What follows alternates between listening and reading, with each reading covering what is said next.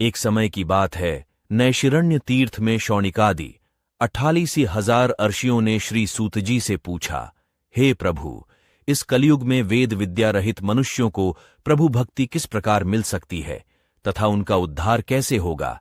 हे मुनि श्रेष्ठ, कोई ऐसा तप बताइए जिससे थोड़े समय में ही पुण्य मिले और मनवांछित फल भी मिल जाए। इस प्रकार की कथा सुनने की हम इच्छा रखते हैं। सर्वशास्त्रों के ध्याता सूतजी बोले, हे वैष्णवों में पूज्य, आप सभी ने प्राणियों के हित की बात पूछी है, इसलिए मैं एक ऐसे श्रेष्ठ व्रत को आप लोगों को बताऊंगा जिसे नारद जी ने लक्ष्मी नारायण जी से पूछा था और लक्ष्मीपति ने मनुश्रेष्ठ नारद जी से कहा था। आप सब इसे ध्यान से सुनिए।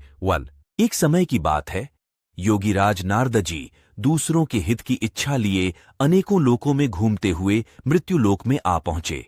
यहां उन्होंने अनेक योनियों में जन्मे प्राय सभी मनुष्यों को अपने कर्मों द्वारा अनेकों दुखों से पीड़ित देखा। उनका दुख देख नारद जी सोचने लगे कि कैसा यत्न किया जाए जिसके करने से निश्चित रूप से मानव के दुखों का अंत हो जाए। इसी विचार पर मनन करते हुए वह विष्णु लोक में गए। वहां वह देवों के ईश नारायण की स्तुति करने लगे, जिनके हाथों में शंख, चक्र, गदा और पद्म थे, गले में वरमाला पहने हुए थे। स्तुति करते हुए नारद जी बोले, हे भगवान, आप अत्यंत शक्ति से संपन्न हैं, मन तथा वाणी भी आपको नहीं पा सकती हैं। आपका आदि, मध्य तथा अंत नहीं है। निर्गुण स्वरूप सृष्टि के कारण भक्तों के दुख को दूर करने वाले हैं। आपको मेरा नमस्कार है। नारद जी की स्तुति सुन विष्णु भगवान बोले, हे मुनिश्रेष्ठ, आपके मन में क्या बात है? आप किस काम के लिए पधारे हैं? उसे संकोच कहो। इस पर नारद मुनि बोले कि मृत्युलोक में अनेक योनियों में जन्मे मनुष्य अपने कर्मों के द्वारा अनेकों दुख से दुखी हो रहे हैं। हे नाथ, आप मुझ पर दया रखते हैं तो बताइए कि वो मनुष्य थोड़े प्रयास से ही अपने दुखों से कैसे छुटकारा पा सकते हैं। श्री हरि बोले, हे नारद, मनुष्यों की भलाई के लिए तुमने बहुत अच्छी बात पूछी है। जिसके करने से मनुष्य मोह से छूट जाता है, वह बात मैं कहता हूं, उसे सुनो। स्वर्गलोक व मृत्युलोक दोनों में एक दुर्लभ उत्तम व्रत है जो पुण्य देने वाला है। आज प्रेमवश होकर मैं उसे तुमसे कहता हूं। श्री सत्यनारायण, भगवान का यह व्रत अच्छी तरह विधानपूर्वक करके मनुष्य तुरंत ही यहां सुख भोग कर मरने पर मोक्ष पाता है।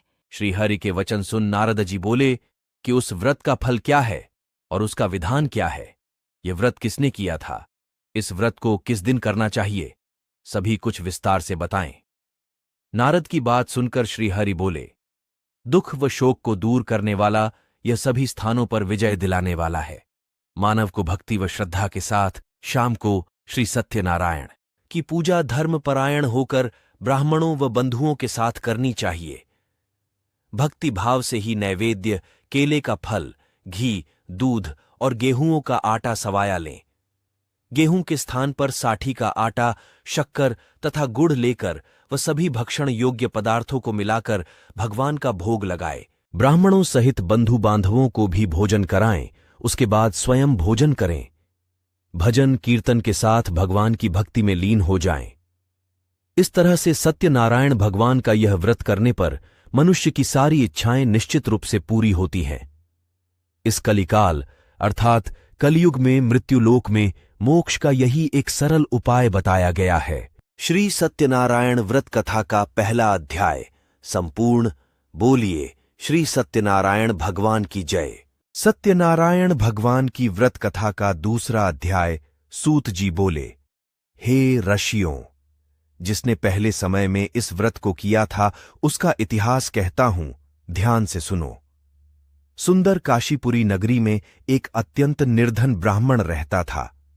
भूख प्यास से परेशान वह धरती पर घूमता रहता था। ब्राह्मणों से प्रेम करने वाले भगवान ने एक दिन ब्राह्मण का वेश धारण कर उसके पास जाकर पूछा, हे विप्र, नित्य दुखी होकर तुम पृथ्वी पर क्यों घूमते हो? दीन ब्राह्मण बोला, मैं निर्धन ब्राह्मण हूं, भिक्षा के लिए धरती पर घूमता हूं। हे भगवान, यदि आप इसका कोई उपाय जानते हो तो बताइए। वृद्ध ब्राह्मण कहता है कि सत्यनारायण भगवान मनोवांछ फल देने वाले हैं, इसलिए तुम उनका पूजन करो। इसे करने से मनुष्य सभी दुखों से मुक्त हो जाता है। वृद्ध ब्राह्मण बनकर आए सत्यनारायण भगवान उस निर्धन ब्राह्मण को व्रत का सारा विधान बताकर अंतर्धान हो गए। ब्राह्मण मन ही मन सोचने लगा कि जिस व्रत को वृद्ध ब्राह्मण करने को कह गया है, मैं उसे जरूर करूंगा। यह निश्चय करने के बाद उसे रात में नींद नहीं आई। वह सवेरे उठकर सत्यनारायण भगवान के व्रत का निश्चय कर भिक्षा के लिए चला गया। उस दिन निर्धन ब्राह्मण को भिक्षा में बहुत धन मिला, जिससे उसने बंधु बांधवों के साथ मिलकर श्री सत्यनारायण भगवान का व्रत संपन्न किया।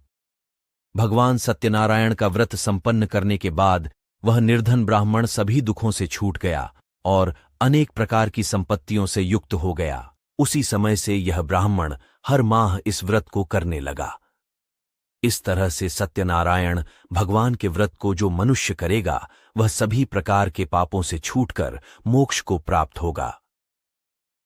जो मनुष्य इस व्रत को करेगा, वह भी सभी दुखों से मुक्त हो जाएगा। सूत जी बोले कि इस तरह से नारद जी से नारायण जी का कहा हुआ श्री सत्यनारायण व्रत को मैंने तुमसे कहा। हे विप्रो, मैं अब और क्या कहूं? आर्षि बोले, हे मुनिवर, संसार में उस विप्र से सुनकर और किस किसने इस व्रत को किया, हम सब इस बात को सुनना चाहते हैं। इसके लिए हमारे मन में श्रद्धा का भाव है।